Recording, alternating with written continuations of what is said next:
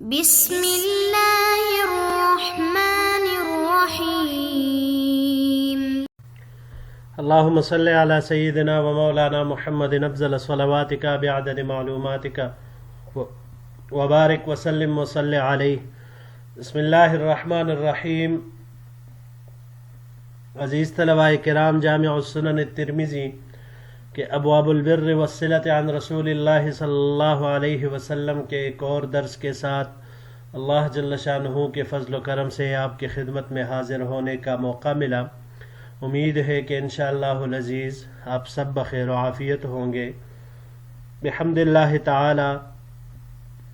آج ہمارا سبق نمبر 60 ہے، تو بڑھتے ہیں اپنے سبق کی طرف۔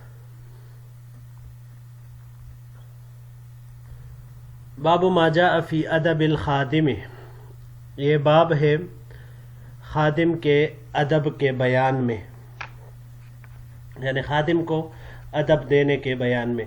وبه قال حدثنا احمد بن محمد قال حدثنا عبد الله عن سفیان عن ابی ہارون العبدی عن ابی سعید قال قال رسول اللہ صلی اللہ علیہ وسلم۔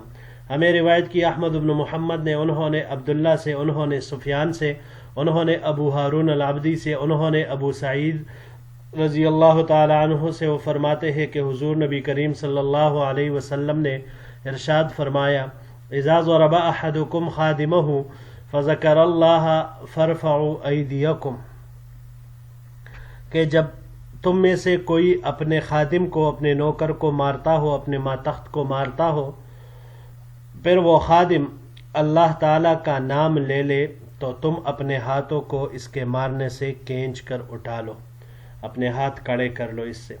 وہ ابو ہارون العبدی، یہ جو راوی یہاں پر آیا ہے اسمہ عمارہ ابن جوین، اس کا نام عمارہ ابن جوین ہے۔ وقال یحییٰ ابن سعید، اور یحییٰ ابن سعید نے فرمایا ہے ضعف شعبۃ ابا ہارون العبدی، کہ شعبہ نے ابو ہارون عبدی کی تضعیف کی ہے۔ قال یحییٰ، یحییٰ نے فرمایا وما زال ابن عون یروی عن ابی ہارون حتی ماتا، اور ابو ابن عون ہمیشہ مسلسل مرتے دم تک ابو ہارون سے روایت کرتے تھے۔ پچھلے باب میں ہم نے پڑھا کہ غلام کو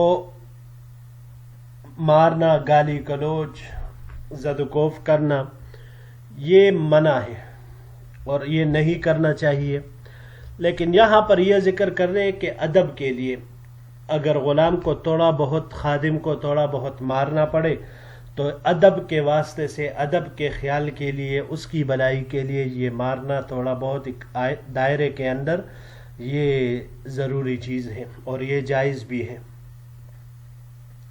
کیونکہ خادم کو ادب دینا یہ مالک کے ذمے ہے۔ پھر ادب دینے میں تو کچھ وہ خدام ایسے ہوتے ہیں کہ جو خود بخود آسانی کے ساتھ وہ چیزیں سیکھ لیتے ہیں، یاد کر لیتے ہیں، کچھ کو زبردستی کروانی پڑتی ہے، تو وہ زبردستی کروانے میں کبھی کبھی تھوڑا بہت وہ مار پیٹ بھی ہو جایا کرتی ہے۔ ایک حدیث میں ہے آپ صلی اللہ علیہ وسلم نے فرمایا کہ اپنے عیال سے ادب کی لاٹھی نہ اٹھانا۔ تو اس وجہ سے علماء کرام فرماتے ہیں کہ آقا، استاذ، پیر، باپ اور شوہر، ان کو یہ حق حاصل ہے۔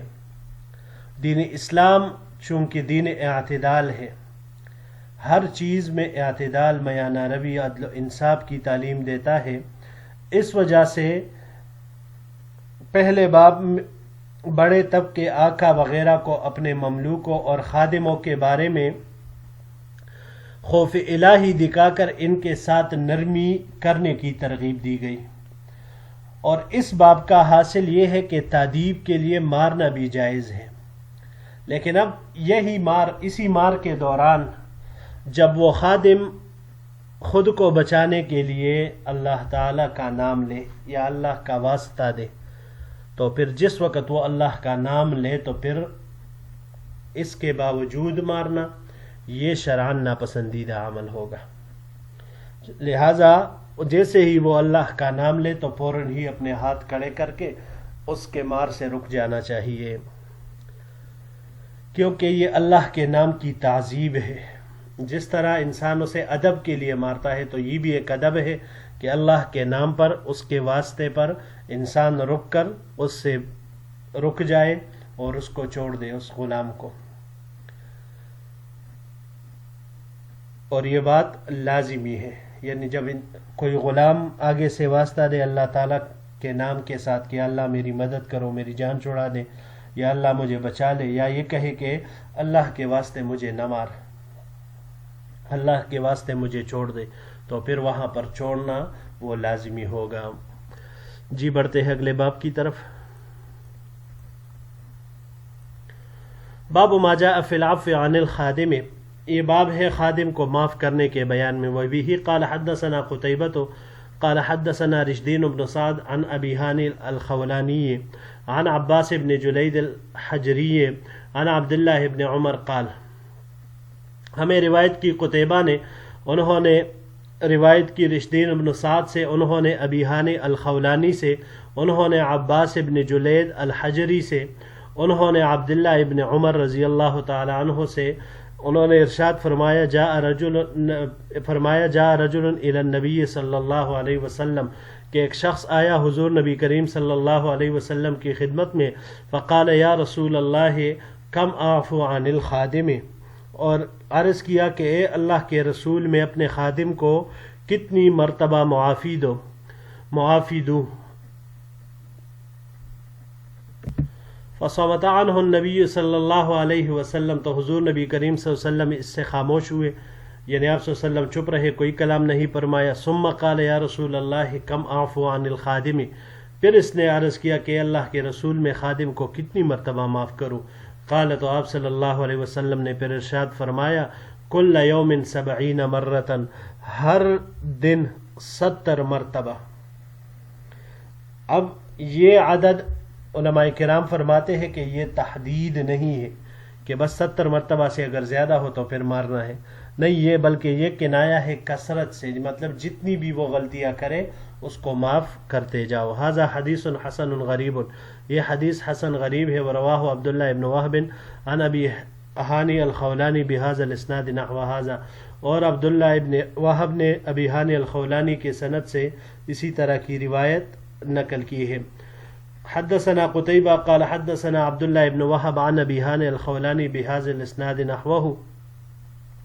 قتیبہ نے عبداللہ ابن وہب اور اس نے ابو ہانی الخولانی سے اس اسناد کے ساتھ اسی طرح روایت ذکر کیا ہے. وروا بعضهم هذا الحديث عن عبد الله ابن وهب بهذا الاسناد وقال عن عبد الله ابن عمرو، اور روایت کیا ہے بعض حضرات نے اس حدیث کو عبداللہ ابن وہب سے ان اسناد کے ساتھ، اور کہا ہے کہ عن عبداللہ ابن عمر، اس میں عبداللہ ابن عمر کو بھی لائے ہے. وہ خادم کو معاف کرنے کے بیان میں یہ باب منعقد کیا گیا ہے. یہاں پر حضور نبی کریم صلی اللہ علیہ وسلم سے جس شخص نے یہ سوال کیا کم اعفو عن الخادم، کہ میں غلام کو کتنی مرتبہ دن میں معاف کروں، تو حضور صلی اللہ علیہ وسلم اس پہلی مرتبہ پوچھنے پر خاموش رہے، آپ صلی اللہ علیہ وسلم نے جواب نہیں دیا.